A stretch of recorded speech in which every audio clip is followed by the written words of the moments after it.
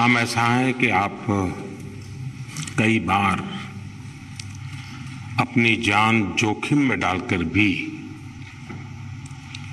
औरों की जिंदगी बचाने के लिए बहुत ही शानदार काम करते हैं। हाल में तुर्की और सीरिया में भारतीय दल के प्रयासों को पूरी दुनिया ने सराहा है और ये बात हर भारतीय के लिए गौरव का विषय है। राहत और बचाव से जुड़े ह्यूमन रिसोर्स और टेक्नोलॉजिकल कैपेसिटी को भारत ने जिस तरफ बढ़ाया है उससे देश में भी अलग अलग आपदा के समय बहुत सारे लोगों के जीवन बचाने में मदद मिली है। डिजास्टर मैनेजमेंट से जुड़ा सिस्टम सशक्त हो, इसके लिए प्रोत्साहन मिले और देश भर में एक तंदुरुस्त स्पर्धा का भी वातावरण बने इस काम के लिए, और इसलिए एक विशेष पुरस्कार की घोषणा भी की गई। आज यहां 2 संस्थानों को नेताजी सुभाष चंद्र बोस आपदा प्रबंधन पुरस्कार दिया गया है। Odisha state disaster management authority cyclone से लेकर के सुनामी तक विभिन्न आपदाओं के दौरान बेहतरीन काम करती रही है। इसी तरह मिजोरम के लुंगलेई फायर स्टेशन ने जंगल में लगी आग को बुझाने के लिए अथक परिश्रम किया, पूरे क्षेत्र को बचाया और आग को फैलने से रोका। मैं इन संस्थानों में काम करने वाले सभी साथियों को बहुत बहुत बधाई देता हूं।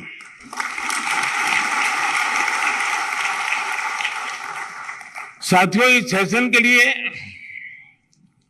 आपने थीम रखी है building local resilience in a changing climate.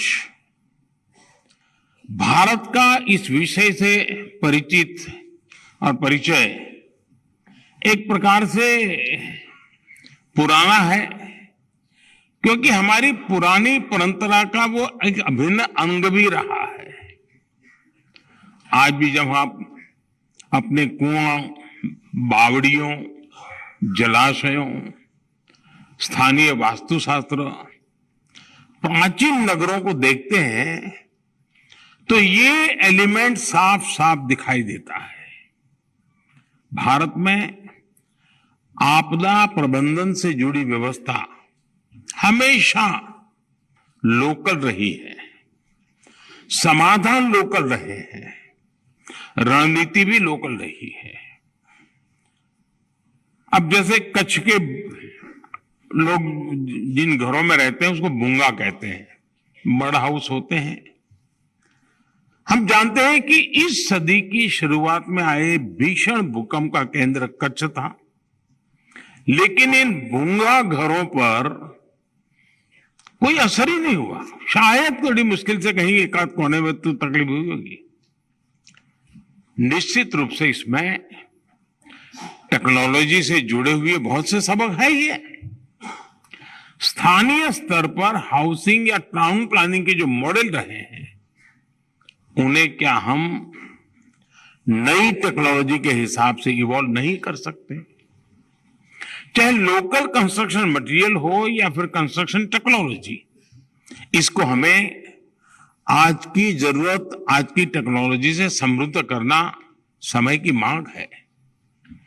जब हम लोकल रेजिलियंस के ऐसे उदाहरणों से फ्यूचर टेक्नोलॉजी को जोड़ेंगे तभी डिजास्टर रेजिलियंस की दिशा में बेहतर कर पाएंगे। साथियों, पहले की जीवन शैली बड़ी सहज थी और अनुभव ने हमें सिखाया था कि बहुत ज्यादा बारिश, बाढ़, सूखे आपदाओं से कैसे निपटा जाए। इसलिए स्वाभाविक तौर पर सरकारों ने भी हमारे यहां आपदा राहत को कृषि विभाग से ही जोड़ करके रखा था।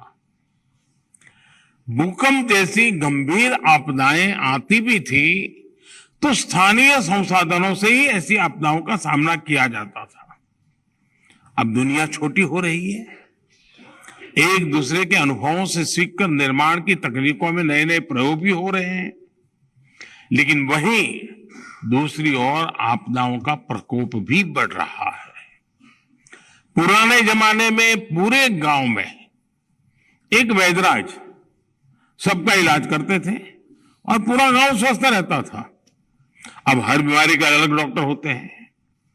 इसी प्रकार डिजास्टर के लिए भी डायनेमिक व्यवस्था विकसित करनी होगी।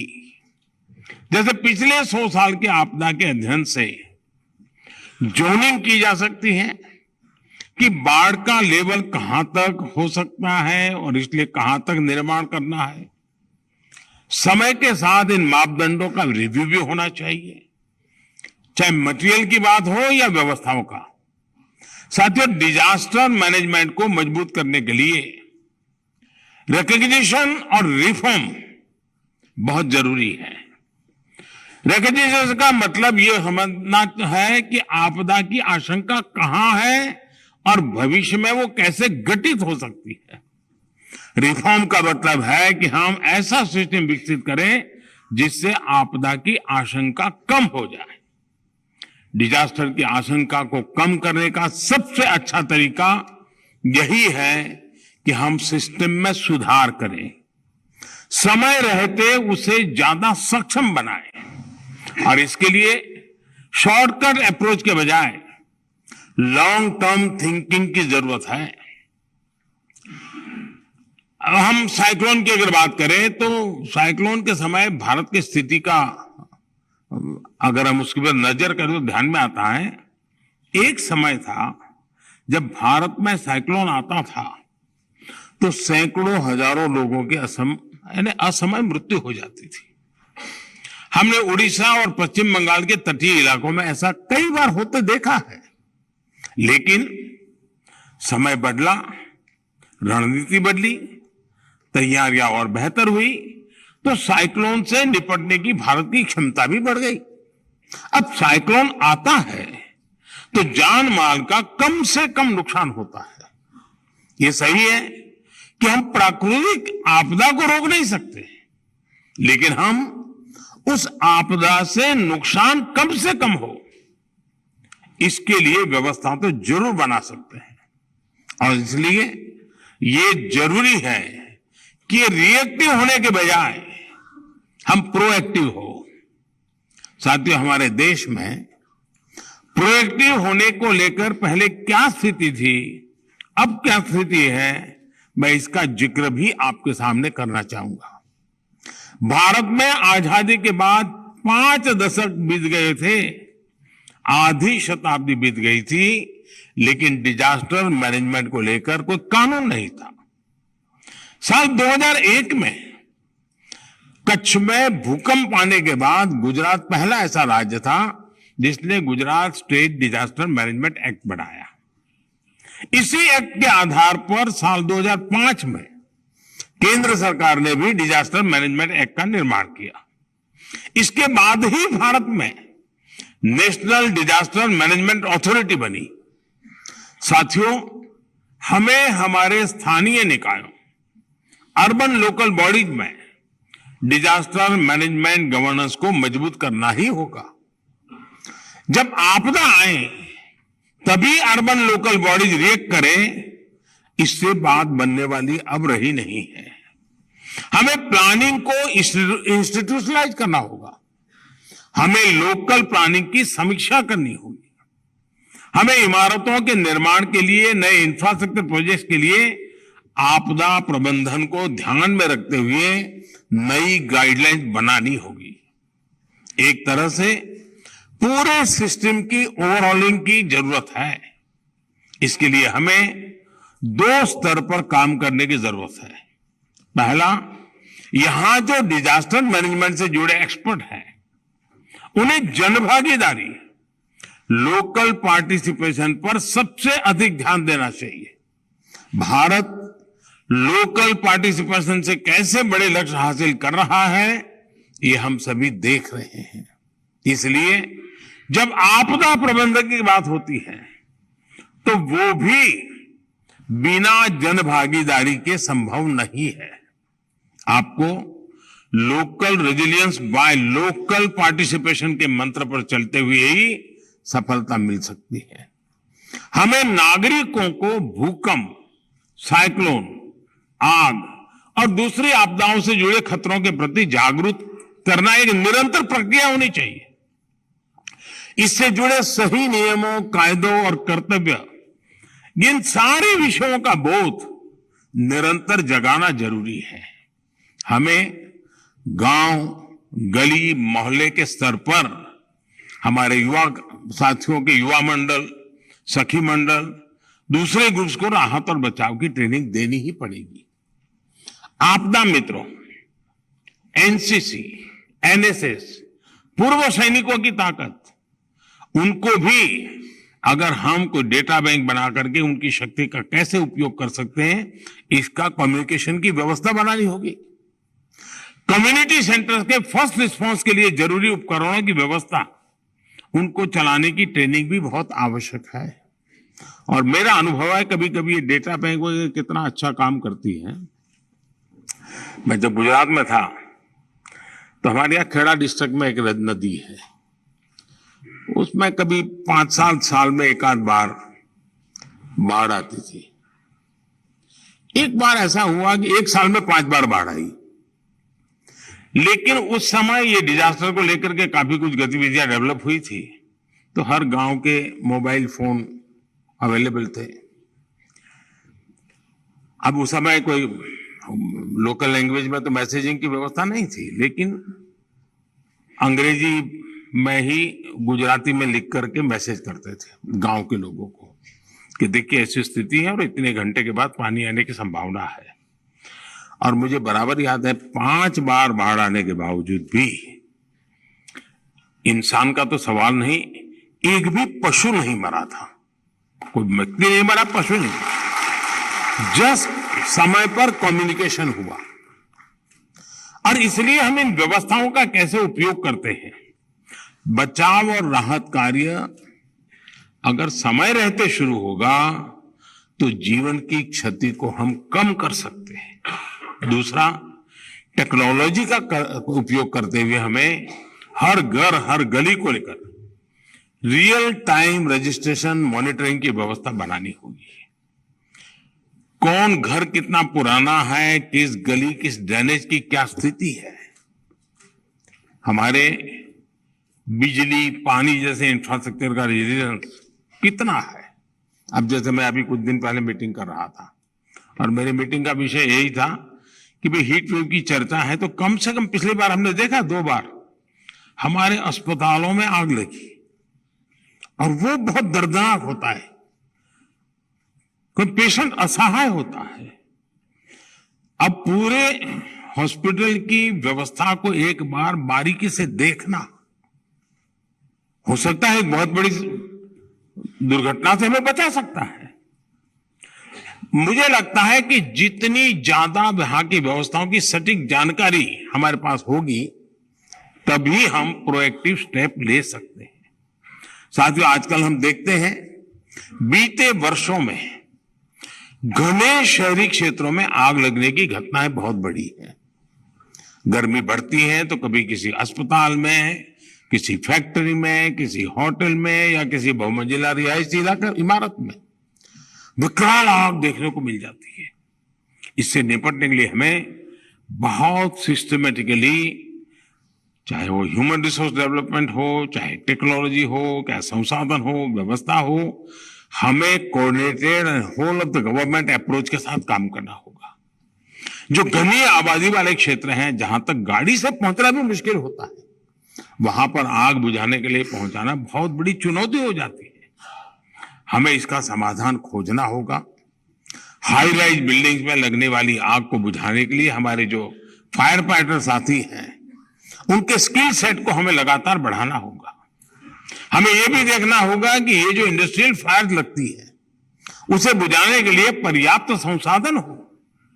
साथियों, डिजास्टर मैनेजमेंट के इन प्रयासों के बीच स्थानीय स्तर पर स्किल और जरूरी उपकरण, उन दोनों का आधुनिक होते रहना भी बहुत आवश्यक है। जैसे आजकल ऐसे अनेक उदाहरण आ गए हैं जो फॉरेस्ट वेस्ट को बायोफ्यूल में बदलते हैं। क्या हम अपनी विमेन सेल्फ हेल्प ग्रुप है, उन बहनों को जोड़ करके उनको अगर ऐसे उपकरण दे दिए तो वे अपना इस जंगल का जो भी वेस्ट पड़ा है इकट्ठा करके उसको प्रोसेस करके उसमें से चीजें बना करके दे दें, ताकि जंगल में आग लगने की संभावना कम हो जाए और इसके उनकी आमदनी भी बढ़ेगी और जंगलों में आग लगने की घटनाएं भी कम होगी। इंडस्ट्री और अस्पताल जैसे संस्थान जहां आग, गैस लीक जैसे खतरे अधिक होते हैं, ये सरकार के साथ पार्टनरशिप करके स्पेशलिस्ट लोगों की फोर्स तैयार कर सकते हैं। अपने एम्बुलेंस नेटवर्क का हमें विस्तार भी करना होगा और इसे फ्यूचर रेडी भी बनाना होगा। इसको हम 5G, AI और IoT जैसी टेक्नोलॉजी से अधिक रिस्पॉन्सिव और इफेक्टिव कैसे बना सकते हैं, इस पर भी व्यापक चर्चा करके रोड मैप तैयार करना चाहिए। ड्रोन टेक्नोलॉजी का राहत और बचाव में अधिक से अधिक उपयोग हम कैसे कर सकते हैं? क्या हम ऐसे गैजेट्स पर फोकस कर सकते हैं जो हमें आपदा को लेकर अलर्ट कर सके? ऐसे पर्सनल गैजेट्स जो मलबे के नीचे दबने की स्थिति में लोकेशन की जानकारी दे सके, व्यक्ति की स्थिति की जानकारी दे सके। हमें इस तरह की इनोवेशन पर जरूर फोकस करना चाहिए। दुनिया के कई देशों में ऐसी सामाजिक संस्थाएं हैं तो टेक्नोलॉजी की मदद से नई नई व्यवस्थाएं तैयार कर रही है। हमें इनका भी अध्ययन करना चाहिए, वहां की बेस्ट प्रैक्टिसेस को एडॉप्ट करना चाहिए। साथियों, भारत आज दुनिया भर में आने वाली आपदाओं को लेकर तेजी से रिस्पॉन्स करने के लिए कोशिश करता है और रेजिलियंस इंफ्रास्ट्रक्चर के लिए पहल भी करता है। भारत के नेतृत्व में बनी coalition for disaster resilience infrastructure से दुनिया के 100 से अधिक देश आज जुड़ चुके हैं। ट्रेडिशन और टेक्नोलॉजी हमारी ताकत है। इसी ताकत से हम भारत ही नहीं बल्कि पूरे विश्व के लिए डिजास्टर रेजिलियंस से जुड़े बेहतरीन मॉडल तैयार कर सकते हैं। मुझे विश्वास है कि ये चर्चा सुझावों और समाधानों से भरपूर होगी, अनेक नई बातों के लिए हमारे लिए रास्ते खुलेंगे। मुझे पक्का विश्वास है कि 2 दिवसीय समिट में एक्शनेबल पॉइंट्स निकलेंगे। मुझे विश्वास है कि और समय भी ठीक है, बारिश के दिनों के पूर्व इस प्रकार की तैयारी और इसके बाद राज्यों के बाद महानगर और नगरों में इस व्यवस्था को हम आगे बढ़ाएं, एक सिलसिला चलाएं, तो हो सकता है कि वर्षा के पहले ही बहुत सारी चीजों को हम एक प्रकार से पूरी व्यवस्था को सेंसिटाइज कर सकते हैं। जहां आवश्यकता है वहां पूर्ति भी कर सकते हैं और हम कम से कम नुकसान हो उसके लिए सज्ज हो सकते हैं। मुझे आपकी समिट को मेरी तरफ से बहुत बहुत शुभकामनाएं हैं। धन्यवाद।